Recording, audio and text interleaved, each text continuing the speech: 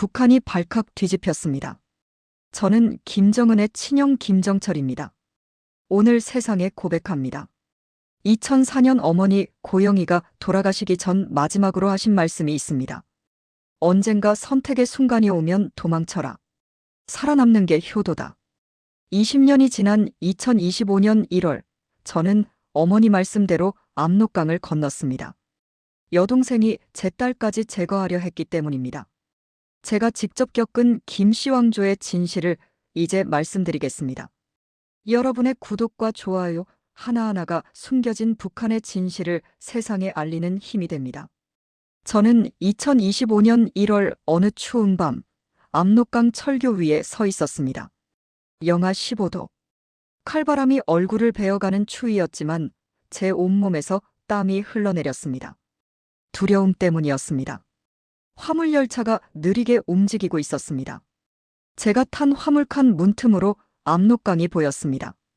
강물은 거의 얼어붙기 직전이었고 강 건너편 중국 단둥의 불빛이 희미하게 보였습니다. 10초 후 뛰어내리십시오. 옆에 있던 경호원이 낮은 목소리로 말했습니다. 그는 저를 20년 가까이 지켜온 사람이었지만 그날 밤 그의 눈에는 두려움이 가득했습니다.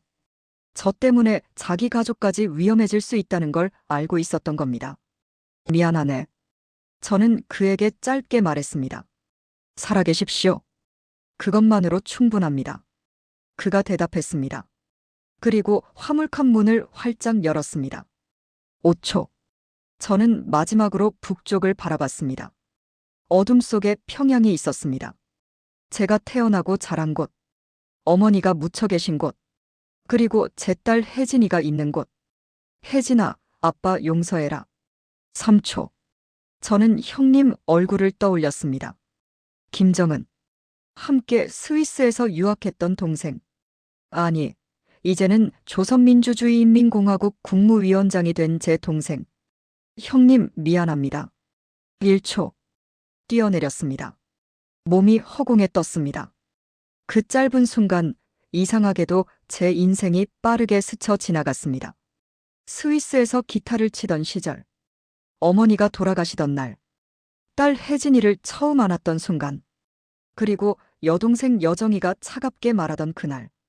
오빠 조용히 계시는 게 가족 모두를 위한 길입니다. 쿵. 땅에 떨어졌습니다. 중국 땅이었습니다. 온몸이 부서지는 것처럼 아팠지만 저는 일어나야 했습니다. 아직 끝난 게 아니었으니까요. 여기서 잡히면 북으로 끌려가면 저만 죽는 게 아니라 제 가족 전체가 위험해집니다. 이쪽입니다. 어둠 속에서 누군가 한국말로 속삭였습니다. 저는 그 목소리를 따라 걸었습니다. 다리가 후들거렸지만 계속 걸었습니다. 몇 분을 걸었을까요? 낡은 트럭 한 대가 보였습니다. 트럭 옆에 2명의 남자가 서 있었습니다. 한 명은 중국인처럼 보였고 한 명은 제가 아는 얼굴이었습니다. 정철이. 그 남자가 떨리는 목소리로 제 이름을 불렀습니다. 저는 그를 알아봤습니다. 1996년 스위스 베른 국제학교. 저보다 3살 많았던 조선 유학생. 박철수 형이었습니다. 철수 형. 제가 그렇게 부르는 순간 20년 동안 쌓아온 모든 긴장이 한꺼번에 무너졌습니다. 저는 그 자리에 주저앉아 구토를 했습니다. 괜찮습니다. 이제 안전합니다. 철수 형이 제 등을 두드리며 말했습니다. 하지만 저는 알고 있었습니다. 안전한 게 아니라는 걸. 압록강을 건넜다고 해서 끝난 게 아니라는 걸. 제 뒤에는 조선민주주의인민공화국 전체가 있었습니다. 저를 찾기 위해 모든 것을 동원할 나라. 제 동생이 다스리는 나라. 형나. 하룻밤만 숨으면 됩니다. 저는 떨리는 목소리로 말했습니다. 그 다음은 제가 알아서 하겠습니다. 철수 형은 아무 말도 하지 않았습니다. 그저 저를 트럭에 태우고 어둠 속으로 차를 몰았습니다. 뒤돌아보니 압록강 철교가 점점 멀어지고 있었습니다. 저는 창밖을 보며 생각했습니다. 나는 도망친 게 아니다. 살아남은 것이다. 하지만 마음 한구석에서는 또 다른 목소리가 들렸습니다. 너는 비겁자다. 가족을 버리고 도망친 비겁자. 저는 눈을 감았습니다. 그리고 혜진이 얼굴을 떠올렸습니다. 일주일 전 제가 마지막으로 본 딸의 얼굴. 아빠, 어디가? 응, 먼 곳에 출장 가. 언제 와? 저는 대답하지 못했습니다.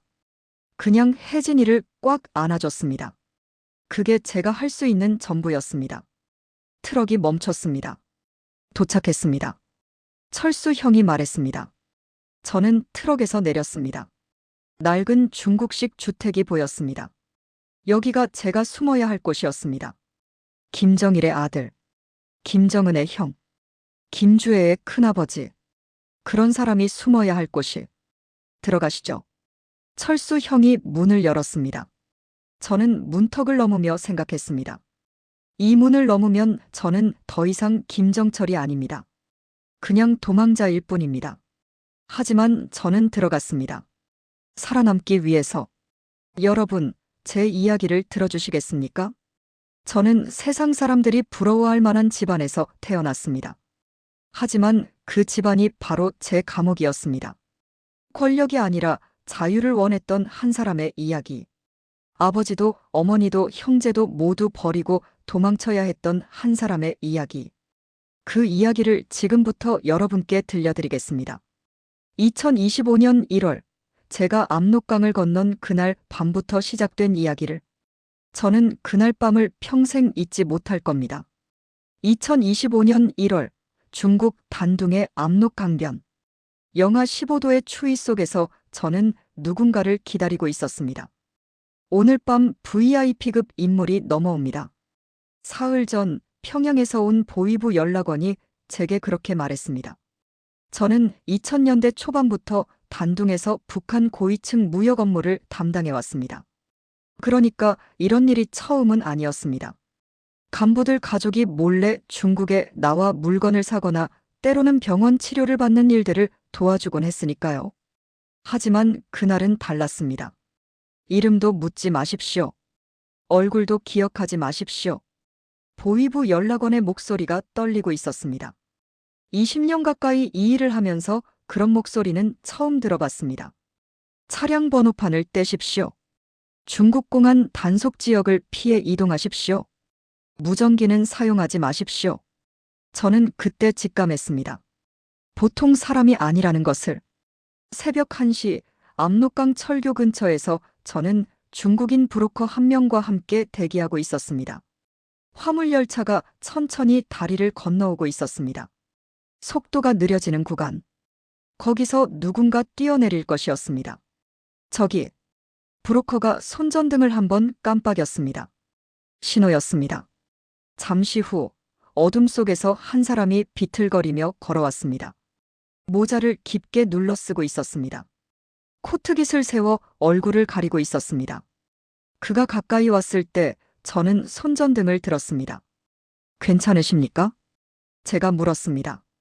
그가 고개를 들었습니다. 모자 아래로 얼굴이 보였습니다. 그 순간 저는 숨이 멎는 것 같았습니다. 여러분, 김일성 주석의 손자를 눈앞에서 본다는 게 어떤 기분인지 상상이 되십니까? 텔레비전으로만 보던 사람.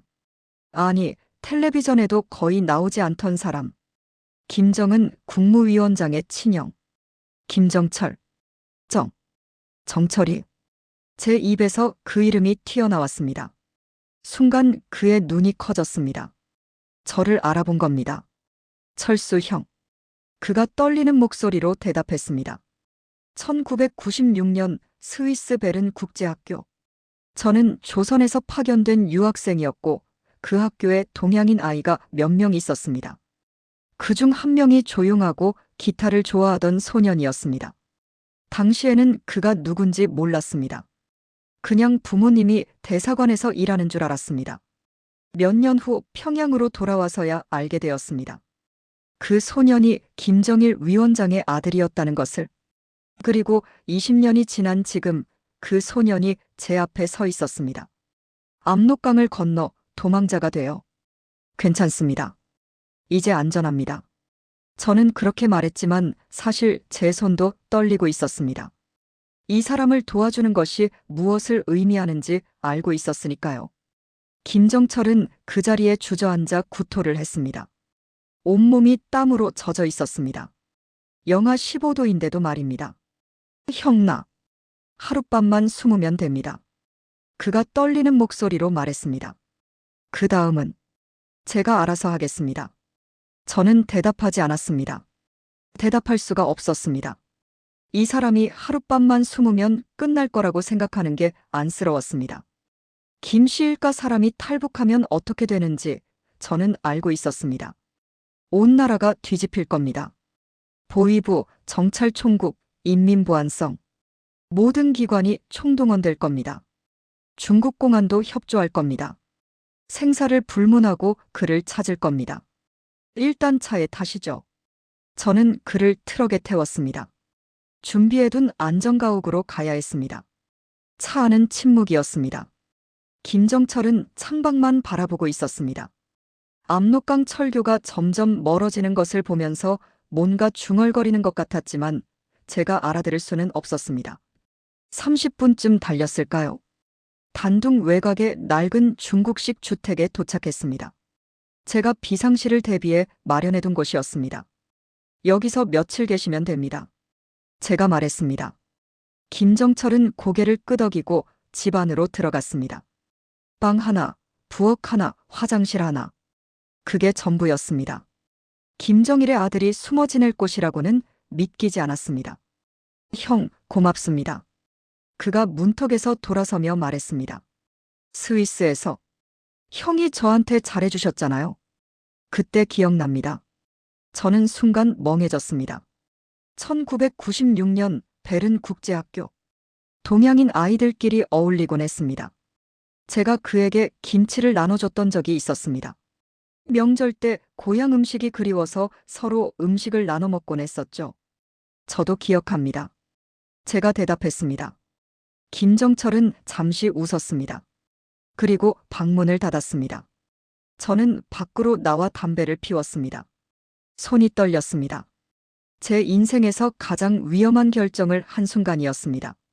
그날 밤 저는 잠을 이룰 수가 없었습니다. 다음 날 아침 제가 집에 들어갔을 때 김정철은 방 한구석에 웅크리고 앉아 있었습니다. 밤새 잠을 못 잔 것 같았습니다. 아침 드십시오. 저는 중국에서 산 빵과 우유를 내밀었습니다. 감사합니다. 그가 받아들었지만 먹지는 않았습니다. 그냥 손에 쥐고 있을 뿐이었습니다. 형, 제가 왜 여기 있는지 궁금하시죠? 그가 갑자기 말했습니다. 저는 대답하지 않았습니다. 사실 궁금했지만 물어보면 안 될 것 같았습니다. 저는 김정철이 입을 열었습니다. 저는 권력을 원한 적이 없습니다. 단 한 번도요. 그의 목소리는 담담했습니다. 하지만 북에서는 그게 문제가 됩니다. 권력을 원하지 않는 사람도 위험한 사람이 되는 것입니다. 저는 그제야 이해했습니다. 이 사람이 왜 도망쳤는지, 김씨 일가에서 태어났다는 것, 그것만으로도 이미 감옥이었던 겁니다. 사흘만 있다가 이동하겠습니다. 김정철이 말했습니다. 형한테 피해주고 싶지 않습니다. 저는 고개를 저었습니다. 괜찮습니다. 필요한 만큼 계십시오. 그날 이후 저와 김정철의 일주일이 시작되었습니다. 그 일주일 동안 저는 그에게서 많은 이야기를 들었습니다. 왜 도망쳤는지, 무엇이 두려웠는지, 무엇을 남겨두고 왔는지, 그리고 저는 깨달았습니다. 이 사람은 괴물이 아니라는 것을, 김씨 왕조의 일원이 아니라 그냥 한 명의 아버지라는 것을. 사흘째 되던 밤이었습니다. 김정철은 거의 말을 하지 않았습니다. 방 안에만 있었고 밥도 거의 먹지 않았습니다. 가끔 창문 밖을 보다가 화들짝 놀라곤 했습니다. 차 소리만 들려도 온몸이 굳어졌습니다. 저는 걱정이 되었습니다. 이 사람이 이러다 정말 무너질 것 같았습니다. 그날 밤 저는 소주 한 병을 사왔습니다. 중국 소주였지만 그래도 술은 술이니까요.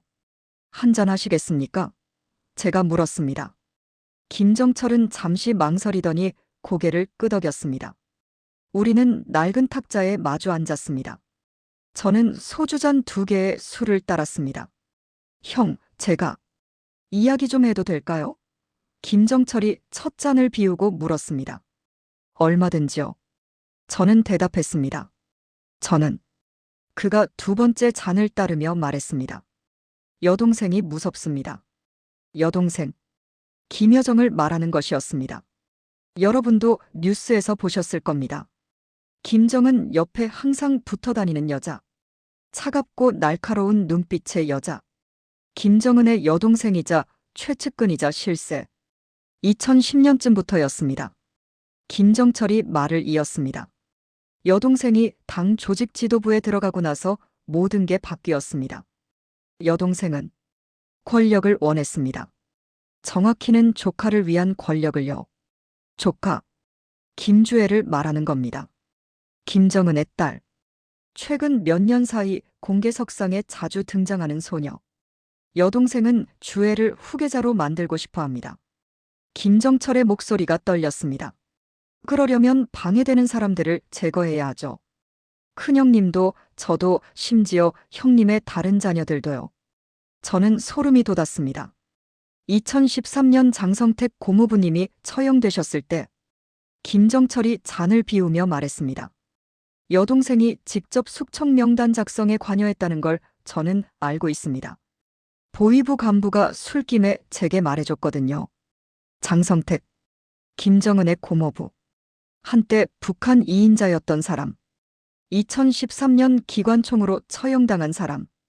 그 후로 여동생이 저를 보는 눈빛이 달라졌습니다. 김정철이 3번째 잔을 따르며 말했습니다. 2024년 어느 날 여동생이 저를 불렀습니다. 금수상궁전 근처 별장이었습니다. 그는 잠시 말을 멈췄습니다. 기억하기 싫은 듯 했습니다. 여동생이 말했습니다. 오빠 조용히 계시는 게 가족 모두를 위한 길입니다. 이해하시죠? 라고요. 김정철의 손이 떨렸습니다. 그게 경고였습니다.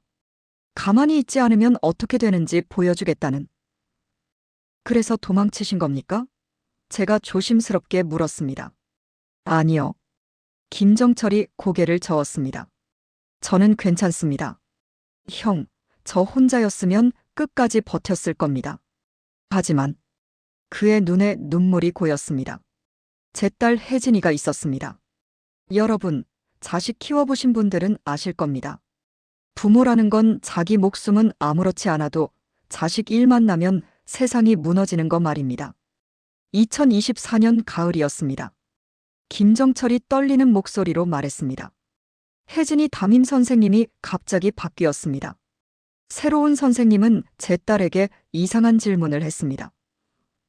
무슨 질문이었습니까? 아버지가 집에서 무슨 말씀하시니? 아버지 친구분들 이름. 아니, 이런 질문들이었습니다. 제 등골이 오싹해졌습니다. 8살짜리 아이를 통해 아버지를 감시하다니. 어느 날 혜진이 학교 가방에서 공책을 봤습니다. 선생님이 시킨 숙제였는데 우리 아빠에 대해 쓰기였습니다. 김정철의 목소리가 완전히 갈라졌습니다. 형, 제 딸이 저를 감시하는 도구가 되고 있었습니다. 8살짜리 아이가요. 저는 아무 말도 할 수 없었습니다. 그리고 저를 20년 동안 지켜준 경호원 3명이 동시에 사라졌습니다. 재교육을 받으러 갔다고 했지만 다들 알잖아요. 재교육이 뭔지. 재교육? 북에서는 정치범 수용소 행을 그렇게 부릅니다. 마지막으로 2024년 12월 초 보위부 간부 한 명이 저를 찾아왔습니다. 김정철이 마지막 잔을 비우며 말했습니다. 그는 제게 속삭였습니다. 동무, 지금 떠나지 않으면 따님이 위험합니다. 이미 명단에 올랐습니다. 라고요. 명단이요? 제거 대상 명단입니다. 김정철의 눈에서 눈물이 흘러내렸습니다. 여동생은 주애를 유일한 후계자로 만들기 위해 김씨 가문의 다른 아이들을 모두 제거하려 했습니다. 큰형님 아들들, 그리고 제 딸까지요. 저는 숨이 막혔습니다. 그날 밤 저는 결심했습니다. 제가 사라지면 혜진이가 살 수 있다고 생각했습니다. 아버지가 없으면 위협이 되지 않으니까요. 김정철이 얼굴을 손으로 가렸습니다. 형, 저는 비겁한 아버지입니다. 딸을 두고 도망쳤으니까요. 아닙니다. 제가 그의 어깨를 잡았습니다. 당신은 살아남은 겁니다. 딸을 살리기 위해서요. 김정철은 한참을 울었습니다. 김일성의 손자가, 김정일의 아들이, 김정은의 형이 소리 없이 울었습니다. 그날 밤 저는 처음으로 이해했습니다. 북한 최고 권력층도 인간이라는 것을. 아니, 오히려 그들이야말로 가장 큰 감옥에 갇혀 있다는 것을. 나흘째 되던 아침이었습니다. 김정철은 밤새 울었는지 눈이 퉁퉁 부어 있었습니다. 하지만 표정은 조금 나아 보였습니다. 아마 속에 담아둔 이야기를 털어놓아서 그런 것 같았습니다. 형, 제 어머니 이야기를 해드려도 될까요?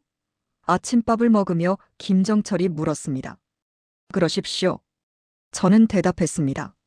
제 어머니는 고영이었습니다. 여러분 중에 기억하시는 분들도 계실 겁니다. 1990년대 북한 뉴스에 가끔 나오던 여자. 김정일의 세 번째 부인. 2004년 암으로 돌아가신 분. 어머니는 특별한 분이었습니다.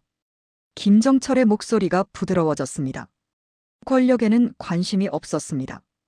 그저 자식들이 평범하게 자랐으면 하셨죠. 그는 잠시 창밖을 보았습니다. 1996년 아버지께서 저와 정은이를 스위스로 유학 보내셨을 때 어머니가 말씀하셨습니다. 철아, 너는 음악을 좋아하는구나. 좋다. 내가 좋아하는 걸 해라.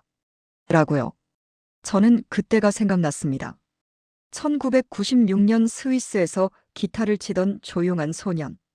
아버지는 달랐습니다. 김정철이 쓴웃음을 지었습니다. 아버지는 저를 보며 말씀하셨습니다. 너는 여성적이다. 지도자가 될 수 없다. 라고요. 여성적이다. 북한에서 그 말은 치명적인 평가였습니다. 그때부터 후계자는 정은이로 정해졌습니다. 저는 안도했습니다. 솔직히 권력 같은 건 원하지 않았으니까요. 김정철이 밥을 한 숟가락 뜨며 말했습니다. 하지만 어머니는 걱정하셨습니다.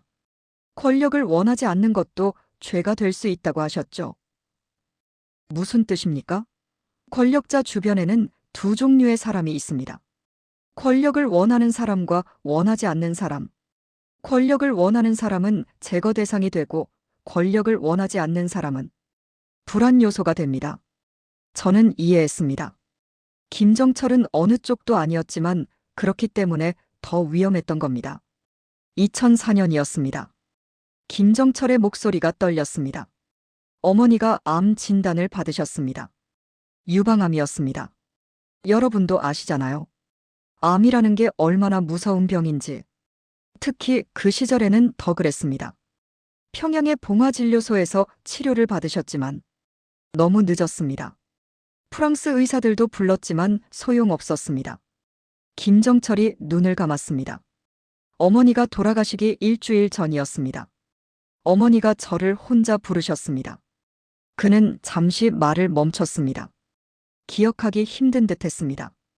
어머니가 제 손을 잡으시며 말씀하셨습니다. 철아, 너는 권력을 원하지 않는 아이구나. 그게 내 장점이자 약점이 될 거야. 라고요. 김정철의 눈에서 눈물이 흘러내렸습니다. 그리고 이렇게 말씀하셨습니다. 언젠가 선택의 순간이 오면 도망쳐라. 살아남는 게 효도다. 라고요.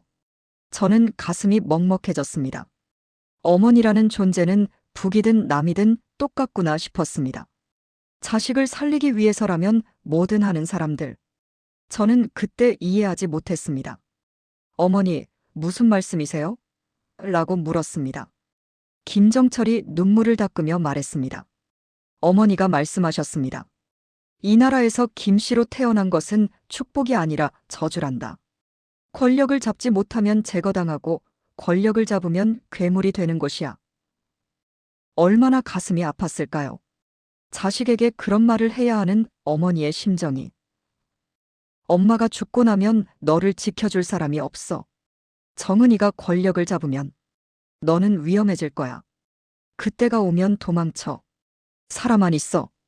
그것만이 엄마가 바라는 거야. 김정철은 더 이상 말을 잇지 못했습니다. 2004년 5월 어머니가 돌아가셨습니다. 51세였습니다. 그는 한참을 울었습니다.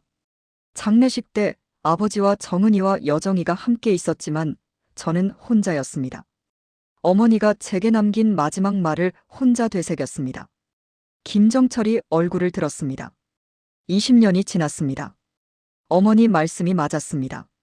정은이가 권력을 잡았고 저는 위험해졌습니다. 그래서 떠나신 겁니까? 네. 어머니가 마지막으로 당부하신 대로요. 살아남기 위해서요. 김정철이 주머니에서 작은 사진 한 장을 꺼냈습니다. 어린아이를 안고 웃고 있는 여자의 사진이었습니다. 이게 어머니 마지막 사진입니다. 1990년대에 찍은 건데 제가 유일하게 가지고 나온 물건입니다. 사진 속 고영이는 행복해 보였습니다. 아들을 안고 환하게 웃고 있었습니다. 2024년 12월 제가 떠나기 전날 밤에 만수대 언덕에 있는 어머니 묘소에 갔습니다. 김정철의 목소리가 떨렸습니다. 새벽 3시였습니다. 경호원들이 잠깐 자리를 비운 틈을 타서 혼자 갔습니다. 묘소에서 뭐라고 하셨습니까? 어머니, 아들이 도망칩니다. 비겁한 아들이지만 살아남겠습니다. 어머니가 원하신 대로요. 라고 했습니다. 김정철이 사진을 가슴에 안았습니다. 그리고 절을 올렸습니다. 마지막 절이었습니다. 여러분, 우리 어르신들도 부모님 산소에 절하러 가시잖아요. 명절 때마다, 제사 때마다. 그게 얼마나 큰 위안이 되는지 아실 겁니다.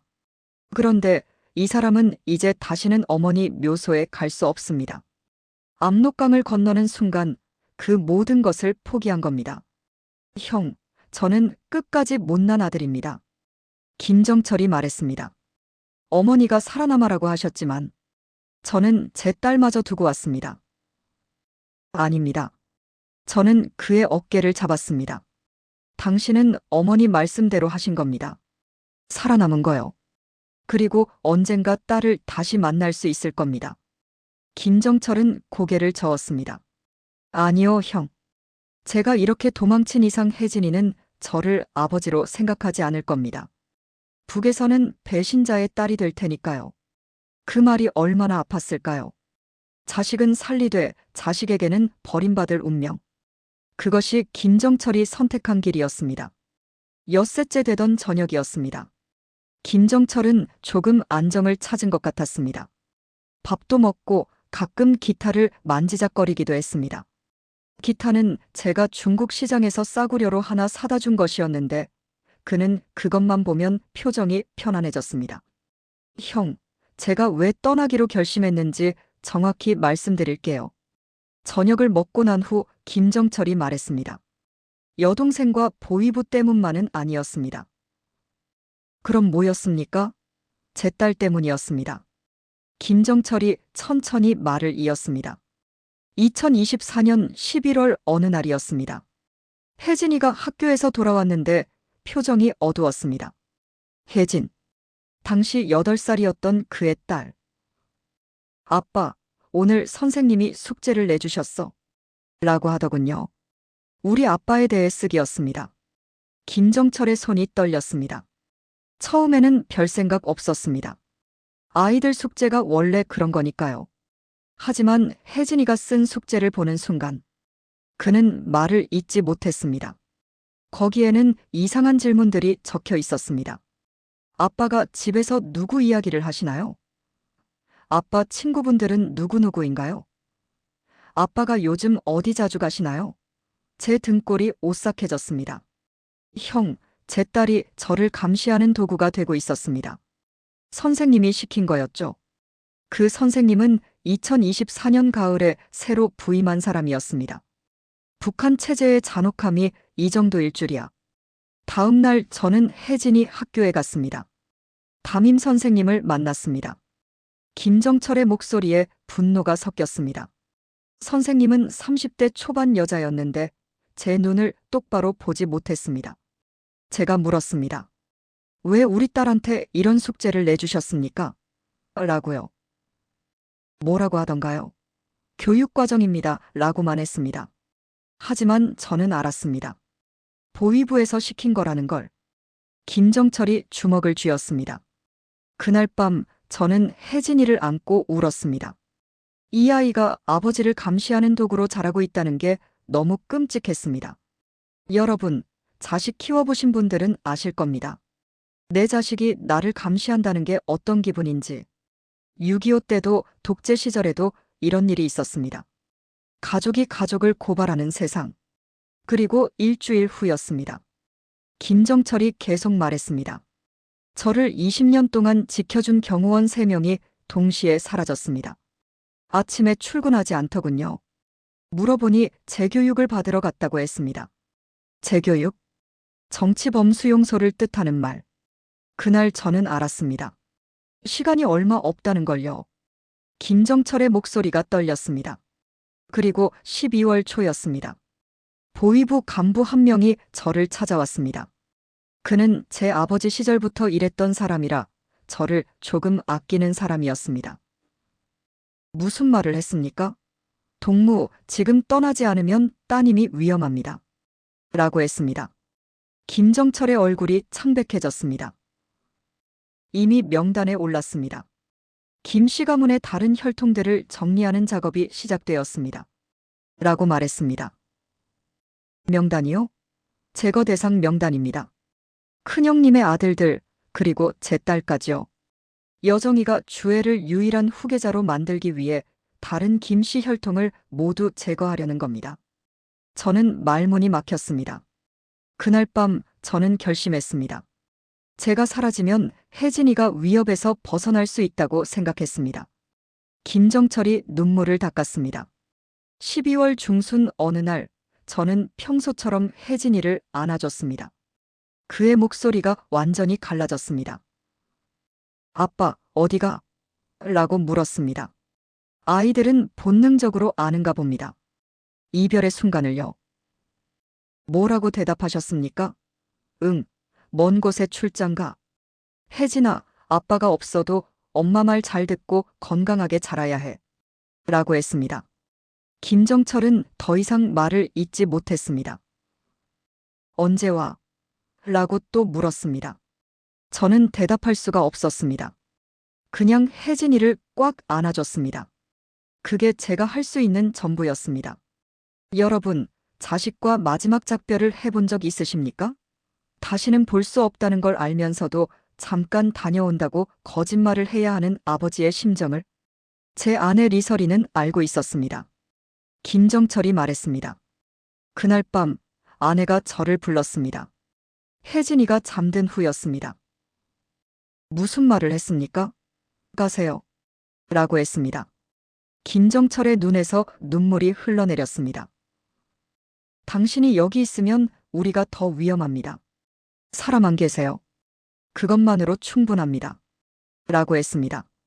북한 여자의 강인함이랄까요? 남편을 보내는 아내의 마음이 얼마나 아팠을까요? 저는 아내에게 물었습니다. 혜진이한테 뭐라고 할 거요? 라고요. 뭐라고 하던가요? 아빠가 멀리 일하러 가셨다고 하겠습니다. 그리고 언젠가 아빠는 죽었다고 말하겠습니다. 그게 혜진이를 살리는 길입니다. 라고 했습니다. 제 가슴이 찢어지는 것 같았습니다. 저는 그날 밤 짐을 쌌습니다. 아니, 짐을 쌀 수도 없었습니다. 가방 하나도 들 수 없었습니다. 의심받으니까요. 김정철이 말했습니다. 옷 한 벌 갈아입고 주머니에 어머니 사진 한 장만 넣었습니다. 그게 전부였습니다. 6.25 때 피난 가신 어르신들 이야기가 떠올랐습니다. 그분들도 그랬습니다. 몸만 나왔다고 하셨습니다. 마지막으로 혜진이 방에 들어갔습니다. 잠든 딸을 한참 바라봤습니다. 김정철의 목소리가 떨렸습니다. 혜진아, 아빠 용서해라. 아빠가 비겁해서 너를 두고 간다. 하지만 이게 너를 살리는 길이야. 라고 속으로 말했습니다. 그는 얼굴을 손으로 가렸습니다. 그리고 새벽 2시 저는 집을 나왔습니다. 뒤돌아보지 않았습니다. 뒤돌아보면 다시 들어갈 것 같았으니까요. 김정철이 창밖을 보았습니다. 그렇게 저는 아버지 자격을 포기하고 압록강을 향해 갔습니다. 얼마나 긴 밤이었을까요? 집에서 압록강까지 가는 동안 무슨 생각을 했을까요? 형, 저는 이제 혜진이 아빠가 아닙니다. 그냥 도망자일 뿐입니다. 김정철이 말했습니다. 하지만 저는 알고 있었습니다. 이 사람이야말로 진짜 아버지라는 것을. 자식을 살리기 위해 모든 것을 버린 아버지. 김정철이 압록강을 건넌 것은 2025년 1월 어느 새벽이었습니다. 그날 저녁 김정철이 제게 말했습니다. 형, 내일 밤 떠나겠습니다. 어디로 가실 겁니까? 일단 동남아시아로 가서 그 다음은 유럽으로 갈 생각입니다. 김정철이 대답했습니다. 스위스에 아는 사람이 몇 명 있습니다. 거기서 조용히 살 겁니다. 저는 고개를 끄덕였습니다. 더 이상 물어볼 게 없었습니다. 그날 밤 저는 김정철이 압록강을 건널 수 있도록 준비를 했습니다. 중국인 브로커와 연락하고 경로를 확인하고 돈을 준비했습니다. 형, 고맙습니다. 떠나기 전 김정철이 말했습니다. 스위스에서 김치 나눠주시던 것 아직도 기억합니다. 저는 쓴웃음을 지었습니다. 그때는 우리가 이렇게 다시 만날 줄 몰랐죠. 운명인가 봅니다. 김정철이 말했습니다. 새벽 1시, 우리는 압록강으로 향했습니다. 검은색 트럭 한 대, 불을 끄고 조용히 움직였습니다. 김정철은 내내 말이 없었습니다. 창밖만 보고 있었습니다. 평양 방향을 바라보고 있는 것 같았습니다. 형님. 김정철이 갑자기 중얼거렸습니다. 미안합니다. 형님. 김정은을 말하는 것이었습니다. 저는 형님을 배신하는 게 아닙니다. 그저 살고 싶은 것뿐입니다. 김정철의 목소리가 떨렸습니다. 압록강 철교가 보였습니다. 화물열차가 천천히 건너오고 있었습니다. 이미 매수된 열차였습니다. 속도를 줄이는 구간에서 김정철이 뛰어내리기로 되어 있었습니다. 준비하십시오. 저는 김정철에게 말했습니다. 그는 고개를 끄덕이고 트럭에서 내렸습니다. 영하 15도의 칼바람이 불었습니다. 형, 마지막으로 부탁이 있습니다. 김정철이 말했습니다. 혹시 혜진이를 만나게 되면 전해주세요.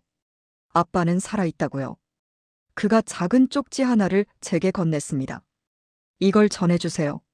저는 쪽지를 받았습니다. 나중에 펼쳐보니 이렇게 적혀 있었습니다. 혜진아, 아빠는 너를 사랑한다. 아빠가 떠난 건 너를 지키기 위해서야. 미안하다. 사랑한다. 저는 쪽지를 주머니에 넣었습니다. 꼭 전하겠습니다. 화물열차가 가까워졌습니다. 속도가 느려지는 구간이었습니다.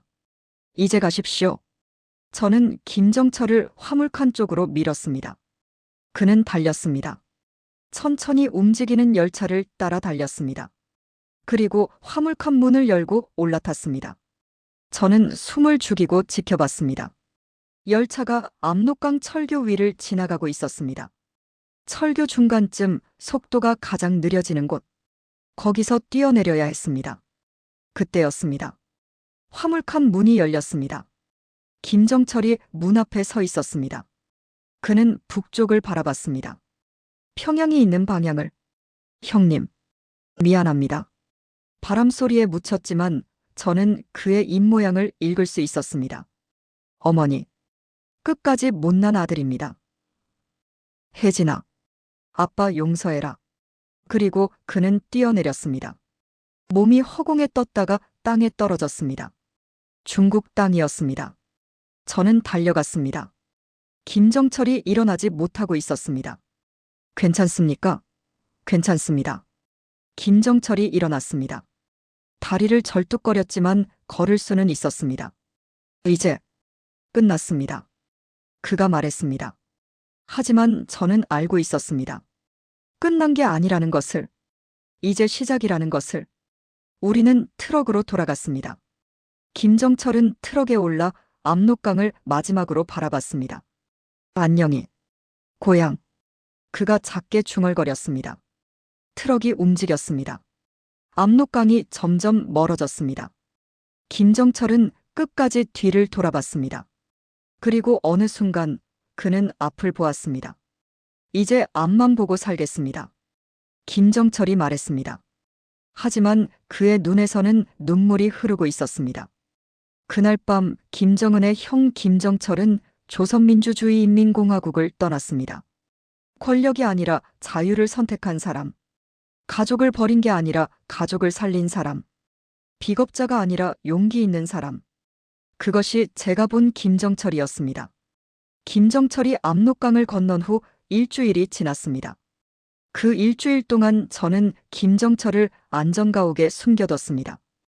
밖에 나갈 수 없었습니다. 중국 공안의 단속이 시작되었기 때문입니다. 북한에서 수배령이 내려왔습니다. 중국인 브로커가 제게 말했습니다. 김정철을 찾는다고 합니다. 생사불문.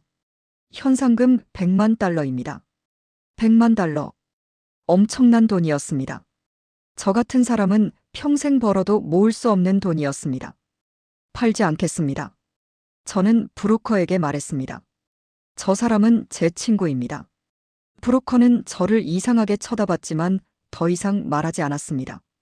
김정철은 그 소식을 듣고 방에 틀어박혔습니다. 밥도 거의 먹지 않았고 잠도 제대로 자지 못했습니다. 형, 제가 형까지 위험에 빠뜨렸습니다. 김정철이 미안해하며 말했습니다. 괜찮습니다. 제 선택이었습니다. 저는 대답했습니다. 사실 저도 두려웠습니다. 중국 공안에 잡히면 북으로 송환될 것이고 송환되면 공개 처형당할 것이었습니다. 김정철을 도운 죄로요. 하지만 저는 후회하지 않았습니다. 형, 저 때문에 형도 북으로 돌아갈 수 없게 됐습니다. 김정철이 말했습니다. 저는 그제야 깨달았습니다. 이미 저도 선택을 한 것이라는 것을. 김정철을 도운 순간 저도 북한과 결별한 것이었습니다. 괜찮습니다. 저는 말했습니다. 어차피 저도 떠날 생각이었습니다. 사실이었습니다. 20년 동안 중국에서 살면서 저는 자유가 무엇인지 조금씩 알게 되었습니다. 북으로 돌아가고 싶지 않았습니다. 그럼 형도 같이 가시겠습니까? 김정철이 물었습니다. 아니요. 저는 몇 년 더 중국에 있다가 한국으로 가겠습니다. 저는 대답했습니다. 한국이요? 네. 같은 민족이 사는 곳이니까요.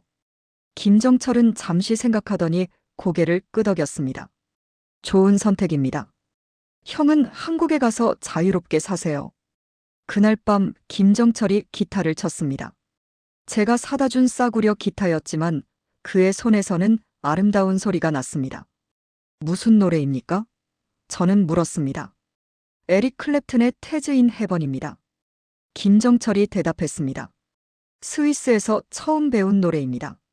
아버지가 죽은 아들을 그리워하는 노래죠. 그는 계속 기타를 쳤습니다. 서툴렀지만 슬펐습니다. 형, 저는 이제 혜진이를 다시 볼 수 없을 겁니다.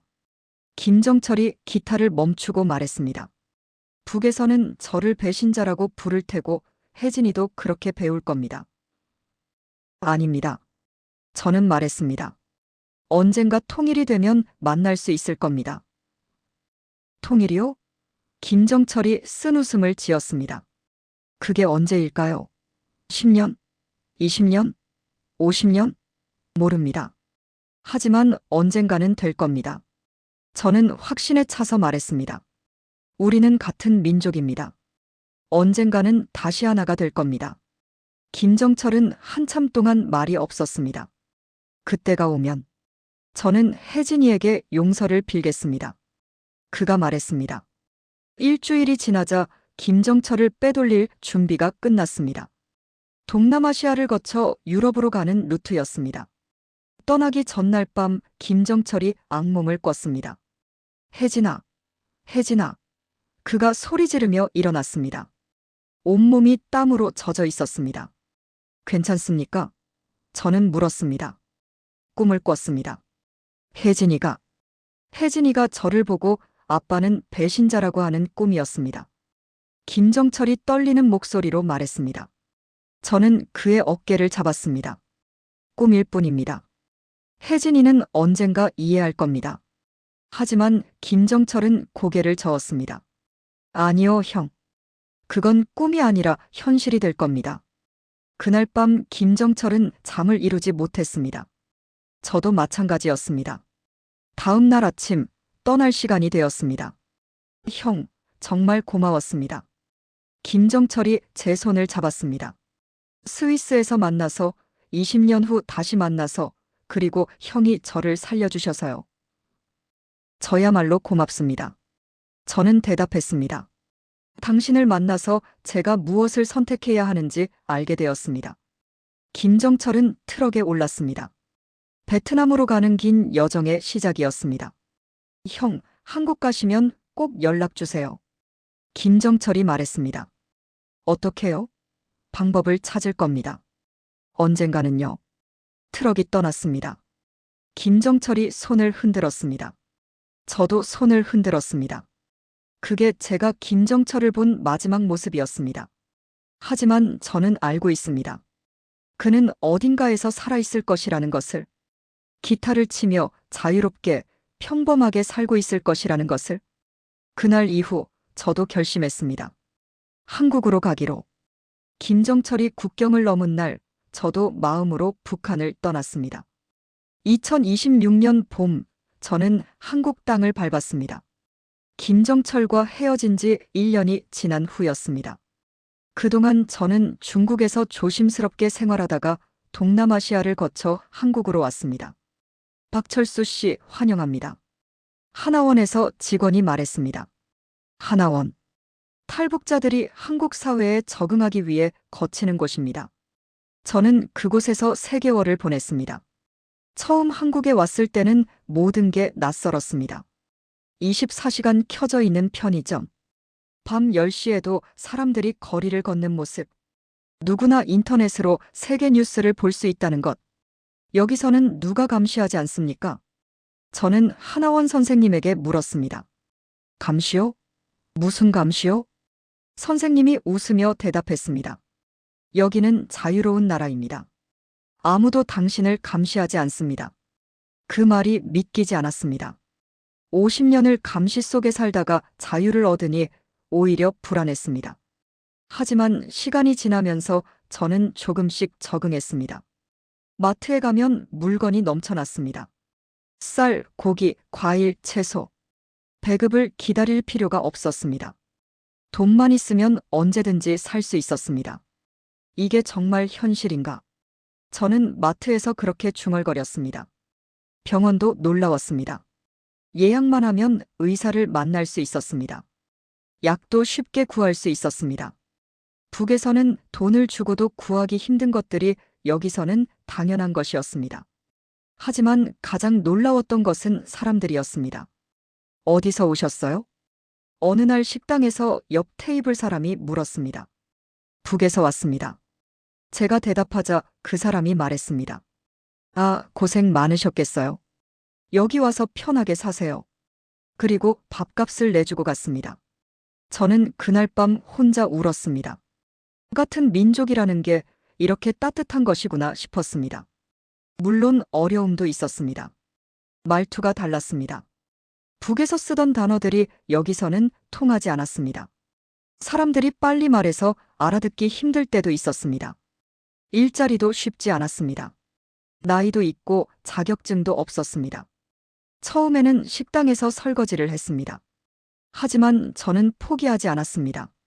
낮에는 일하고 밤에는 공부했습니다. 한국 역사도 배우고 컴퓨터도 배웠습니다. 2년이 지나자 조금씩 안정이 되었습니다. 작은 식당에서 주방보조로 일하게 되었고 고시원에서 원룸으로 이사도 했습니다. 어느 날 저녁 저는 인터넷으로 북한 뉴스를 찾아봤습니다. 김정은 국무위원장, 김주애와 함께 공개 석상 등장. 뉴스 사진에 김정은과 김주애가 나란히 서 있었습니다. 옆에는 김여정도 있었습니다. 저는 김정철을 떠올렸습니다. 그는 지금 어디에 있을까? 그가 베트남에서 떠난 후 소식이 없었습니다. 어디에 있는지, 잘 살고 있는지 알 수 없었습니다. 하지만 저는 믿고 있었습니다. 그가 어딘가에서 자유롭게 살고 있을 것이라고. 형, 저도 잘 살고 있습니다. 저는 혼자 중얼거렸습니다. 그리고 문득 생각했습니다. 김정철이 마지막으로 제게 건넨 쪽지를, 혜진이를 만나면 전해달라는 부탁을. 저는 책상 서랍을 열었습니다. 그 쪽지가 아직 거기 있었습니다. 혜진아, 아빠는 너를 사랑한다. 아빠가 떠난 건 너를 지키기 위해서야. 미안하다. 사랑한다. 언젠가는 전할 수 있겠죠. 저는 쪽지를 다시 서랍에 넣으며 말했습니다. 통일이 되면요. 통일.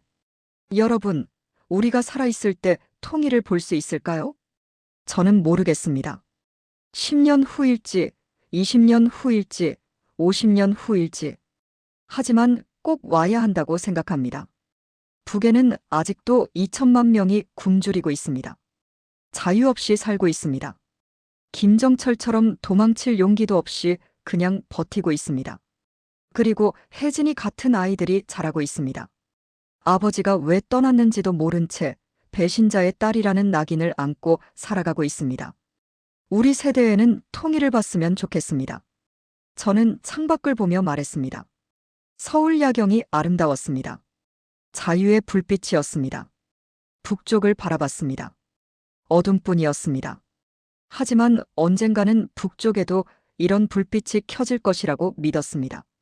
그날이 오면 김정철도 고향에 돌아갈 수 있을 것입니다. 혜진이도 아버지를 다시 만날 수 있을 것입니다. 그리고 저도 떳떳하게 쪽지를 전할 수 있을 것입니다. 아빠는 너를 사랑한다고요. 여러분, 저는 오늘 이 이야기를 전합니다. 김정철이라는 한 사람이 압록강을 건넌 이야기를. 권력이 아니라 자유를 선택한 사람의 이야기를. 그리고 그를 도운 제가 한국에서 새로운 삶을 살게 된 이야기를. 이것은 만약의 이야기입니다. 실화가 아닙니다. 하지만 북한에는 지금도 김정철 같은 사람들이 있을 것입니다. 자유를 꿈꾸지만 떠날 수 없는 사람들. 가족을 두고 떠나야 하는 사람들. 그들을 위해 그리고 통일을 위해 우리가 기억해야 할 이야기입니다. 감사합니다.